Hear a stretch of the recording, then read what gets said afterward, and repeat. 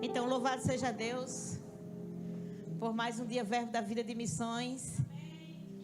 Para mim é motivo de alegria sempre estar aqui trazendo essa palavra para vocês hoje, para mim também. Porque a Bíblia diz que a palavra de Deus, assim como diz lá em Hebreus capítulo 4, versículo 12, ela é viva e eficaz. É viva e eficaz. Se ela é viva é porque ela se move. E se ela se move, querida, ela faz coisas grandes na minha e na sua vida. Então, nós precisamos entender o propósito de Deus. É sobre isso que eu quero falar nessa manhã. E o propósito de Deus, quando Ele enviou Jesus Cristo para nos salvar, nos redimir, nos libertar. Não foi só eu e você, foi toda a humanidade. E Ele conta conosco nos últimos dias para que essa palavra seja enviada, para que esse testemunho seja vivo. Para que essa palavra que é viva e eficaz, ela corra velozmente. Mas ela vai se mover quando eu e você se mover. Amém? Então não existe vida na palavra se não existe vida em mim e em você. A palavra de Deus, ela vai ser viva em mim quando eu me movo.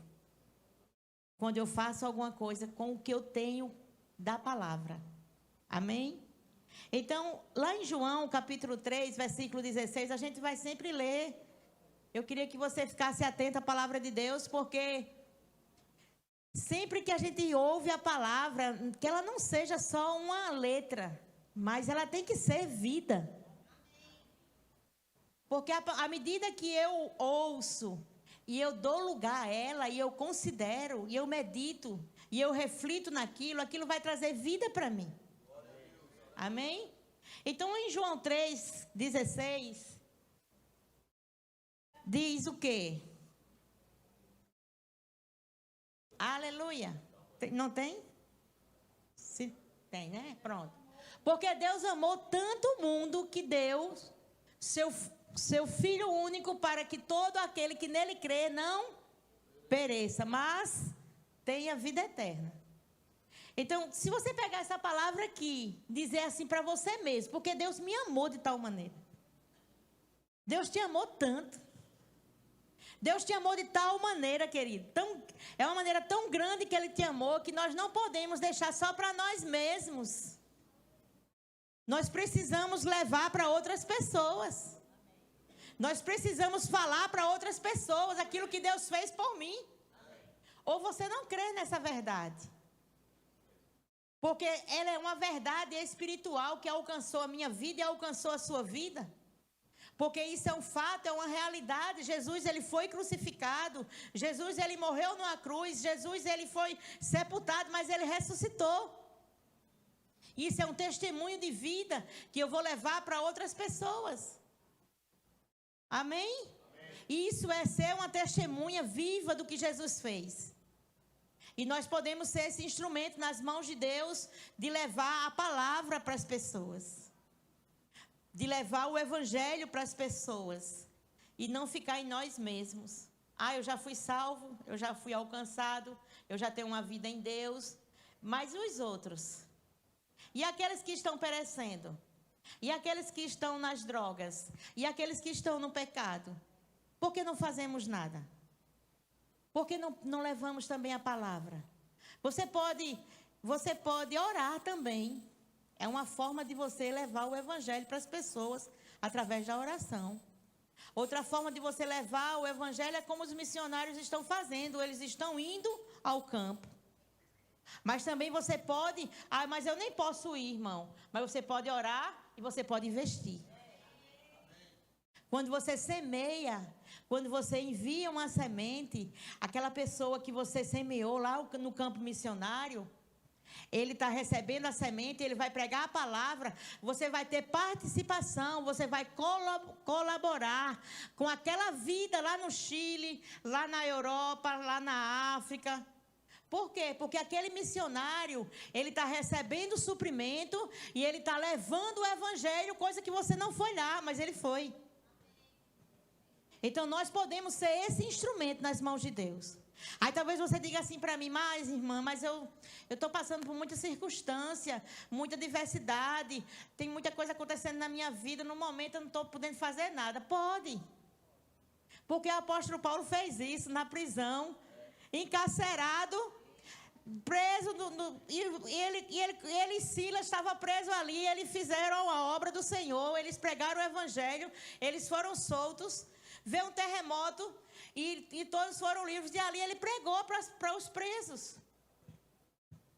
Então não existe circunstância também para impedir que você fale. Você tem boca, você tem voz, você tem Deus, você tem Jesus, você tem a palavra, você tem o Espírito.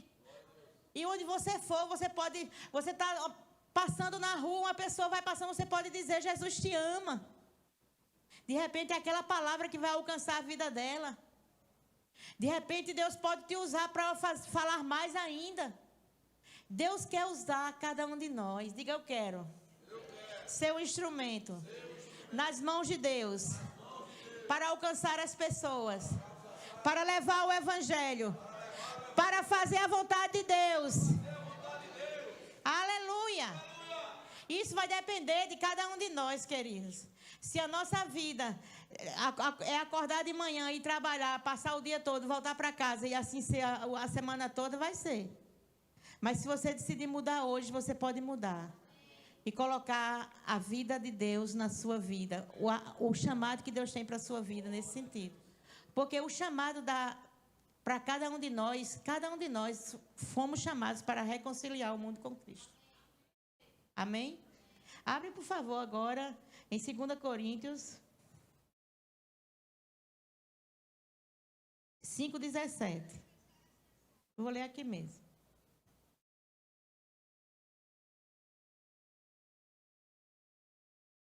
Olha só. Logo, todo aquele que está em Cristo se tornou uma nova criação. Então, quando você nasceu de novo, você se tornou uma nova criatura. A Bíblia diz que as coisas velhas ficaram para trás e tudo se fez novo. Então, como nova criatura, você nasceu de novo. Como acontece o novo nascimento? Quando você reconhece Jesus como seu Senhor e seu Salvador. Por que no final do culto a gente sempre faz um apelo e pede para uma pessoa, quem quer receber Jesus como seu Senhor e seu Salvador? Porque você reconhece que é Deus na sua vida. Quando você nasce de novo, que você faz uma aliança com Deus. Então, aquela aliança é por meio do novo nascimento. E o selo da aliança é o próprio sangue do Cordeiro, que foi derramado naquela cruz.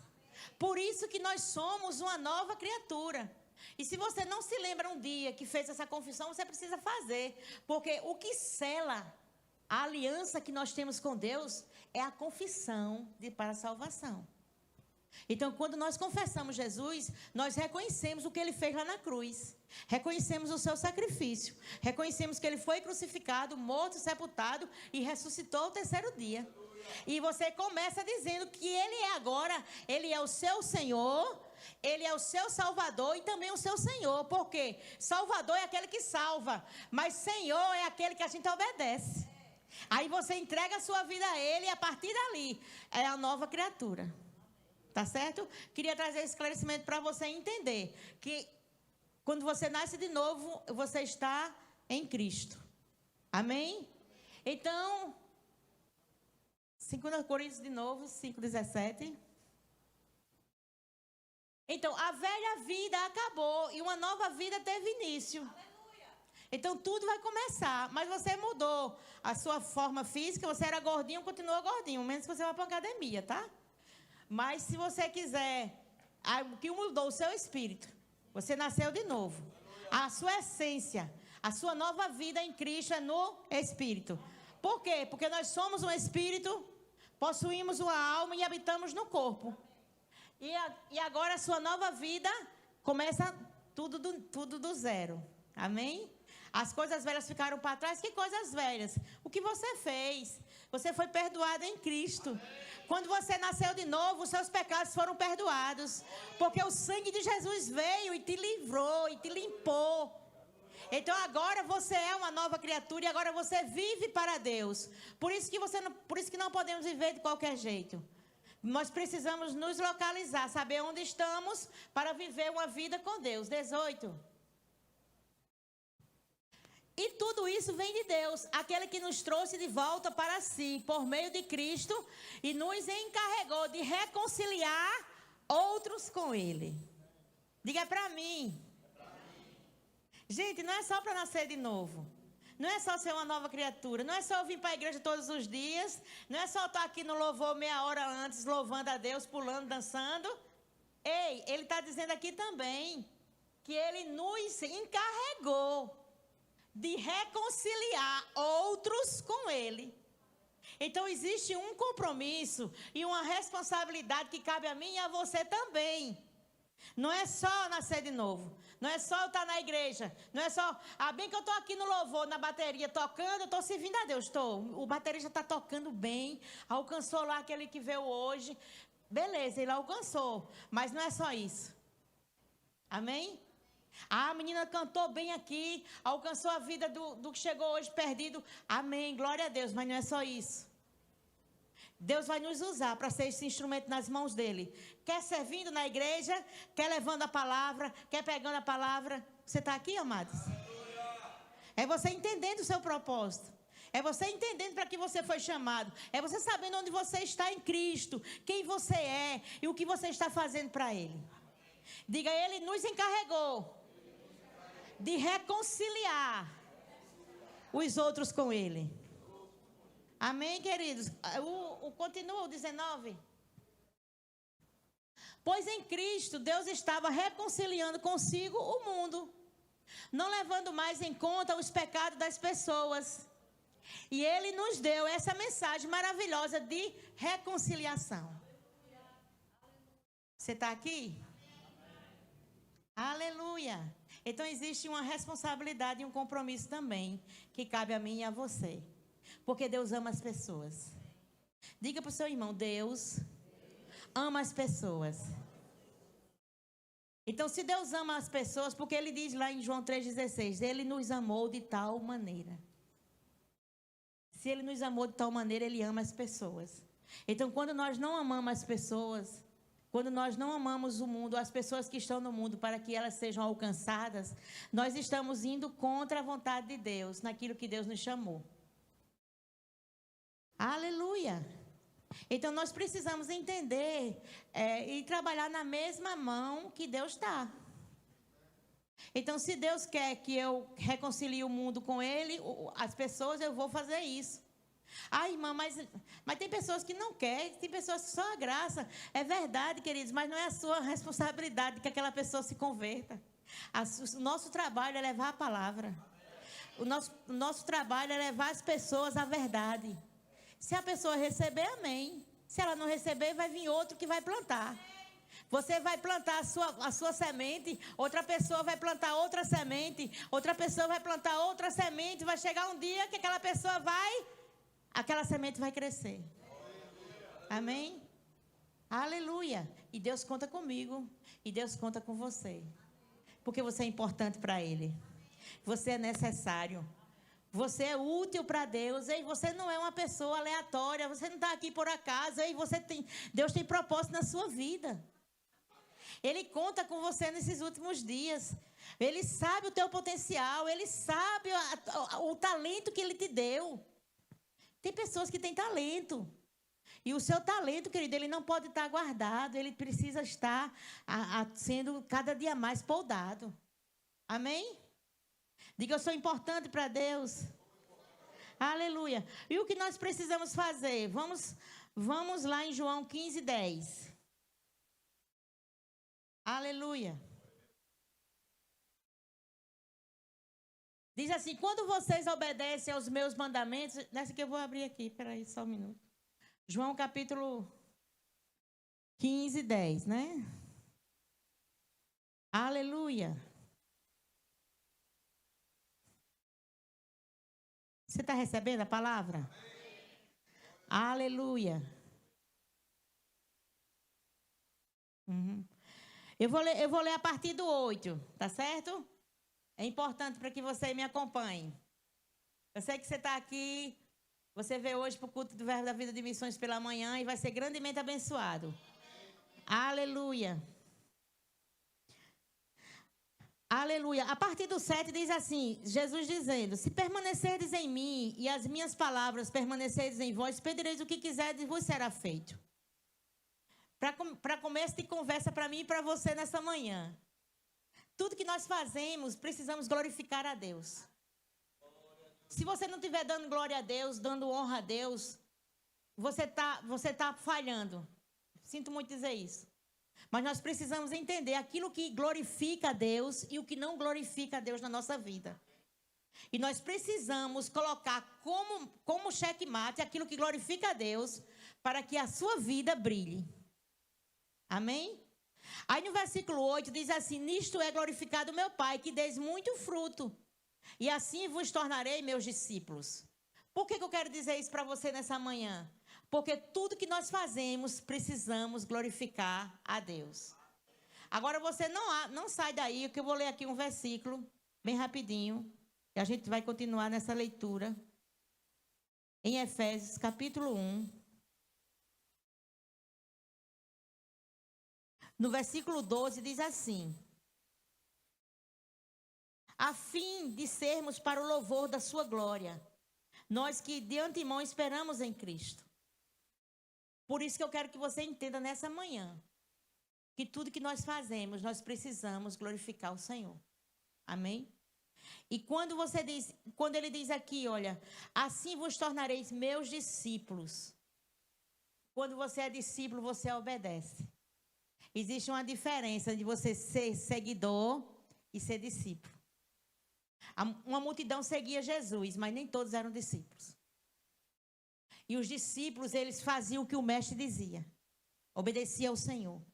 Então, o que é que o Senhor quer? Nos treinar para sermos discípulos autênticos. O que é que o Senhor quer? Nos treinar, nos preparar, para que eu e você vá e dê frutos, e os frutos que nós demos frutifiquem para sempre. Amém? Aí ele diz aqui, olha, como o Pai me amou, também eu vos amei, permanecei nesse amor. Que amor é esse, queridos? Que deu a vida por nós. O amor de Deus por nós é muito grande. Olha, se guardares os meus mandamentos, versículo 10, permanecereis no meu amor, assim como também eu tenho guardado os mandamentos do meu Pai, no seu amor eu permaneço. Aí no versículo 11, Jesus diz, tenho dito essas coisas para que a minha alegria esteja em vós. Olha que coisa maravilhosa, que eu acho lindo no Senhor. Tudo isso ele diz para que a alegria dele esteja em nós. Porque Deus se alegra com a minha e com a sua prosperidade. Porque Deus se alegra que eu e você esteja feliz. Deus se alegra de ver eu e você bem em todas as coisas. E não posso estar bem em todas as coisas se eu estou negligente com as coisas de Deus. Você está aqui? Ele diz, eu tenho dito estas coisas para que a minha alegria esteja em vós e a minha alegria seja completa. Sabe que ele não quer nada pela metade? Ele não quer que você fique alegre de manhã e de noite você esteja triste. Ele quer que a sua alegria seja completa. E que você viva a vida de Deus nessa terra. Frutificando em toda boa obra. Amém? Aí ele diz no versículo 12, o meu mandamento é este, que ameis uns aos outros, assim como eu vos amei. Ninguém tem amor maior do que este, de dar a sua própria vida em favor dos seus amigos. Vós sois meus amigos, se fazeis o que eu vos mando. Você está aqui? Então, você quer ser amigo de Jesus? Então, faça o que ele disser. Obedeça ao seu Senhor. Ele não é só seu amigo, ele é seu dono, ele é seu mestre, ele é seu tudo. Ele é teu pai, ele é teu melhor amigo. Não tem melhor amigo do que esse, do que Jesus. E quando nós entendemos quem é Jesus para nós, as coisas mudam. Nós não vamos andar de qualquer forma, nós não vamos fazer de qualquer jeito, nós não vamos viver de qualquer maneira, porque entendemos o propósito para o qual nós somos chamados. Amém? Então, você está nessa terra e tem um propósito de estar aqui. Você é a resposta para as pessoas. Você é porta aberta para as pessoas lá fora. Pessoas precisam de nós, pessoas precisam de você. E muitas vezes, queridos, nós estamos alheios. Nós estamos egoístas. Muitas vezes nós não pensamos em nós mesmos. E muitas vezes é só uma palavra que a pessoa precisa. E muitas vezes nós estamos sendo mesquinhos. E o Senhor quer que cada dia eu e você fique contrito e quebrantado naquilo que Deus tem para cada um de nós. No tocante à nossa sensibilidade com o próximo. Amém? Por quê? Porque a salvação, queridas, você alcançou a salvação é eterna. Mas quantos não alcançaram? Quantos precisam de mim? Quantos precisam de você? Amém? Então, em João, nesse capítulo de João, até eu chegar onde eu quero chegar, a gente parou no 12, não foi? No 13 diz assim, o 13 eu li, não foi isso? Pronto, agora é o 14. Vós sois meus amigos, se fizeres o que eu vos mando. Então, entenda de uma vez por todas, você está aqui nessa terra, até Jesus voltar. Então, Jesus, ele está dizendo para você, você é meu amigo quando obedece a palavra. Por isso ele diz, se permanecerdes em mim, e as minhas palavras permanecerdes em vós, pedireis o que quiserdes, e vos será feito. Então, se você quer ser amigo de Jesus, você precisa obedecer a ele. Ele diz aqui, olha, vós sois meus amigos, se fizerdes o que eu vos mando. Então, não vamos ser hipócritas, né? Vamos obedecer? Amém? Tem uma frase ali que Cinelândia perguntou, a menina perguntou a Cinelândia o que significa o Dia Verbo da Vida de Missões para ela. Ela disse, obediência. Né? Vamos obedecer a Deus? Vamos obedecer a palavra? Vamos seguir o ID de Jesus? Vamos fazer aquilo que Deus está pedindo para a gente fazer? Vamos negar a nós mesmos? Vamos olhar para o próximo com mais compaixão? Na ministração do pastor Rômulo Júnior domingo, ele falou sobre paixão. Se não tiver fogo, se não tiver paixão, não tem vida. Precisamos realmente desejar aquilo do fundo do nosso coração. Será que você tem paixão pela palavra? Pelo que você está fazendo, pelo Senhor? Aí no versículo 15 diz assim, já não vos chamo de servos. Ei, antes de ser servo, você é filho. Mas nós servimos ao Senhor, por isso somos servos. Mas como filho amado, ele diz, já não vos chamo de servos, porque o servo não sabe o que faz o seu Senhor. Mas eu tenho chamado de amigos, porque tudo quanto ouvi de meu Pai, vos tenho dado a conhecer. Aí no 16, não fostes vós que me escolhestes a mim, pelo contrário, eu vos escolhi a vós outros e vos designei, para que vades e deis fruto, e o vosso fruto permaneça, a fim de tudo quanto pedides ao Pai em meu nome, ele vos conceda. Então, não foi você que escolheu, foi Jesus que te escolheu, queridos.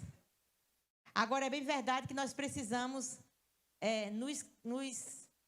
nos colocar na posição para que sejamos treinados, habilitados, capacitados naquilo que Deus tem para nós.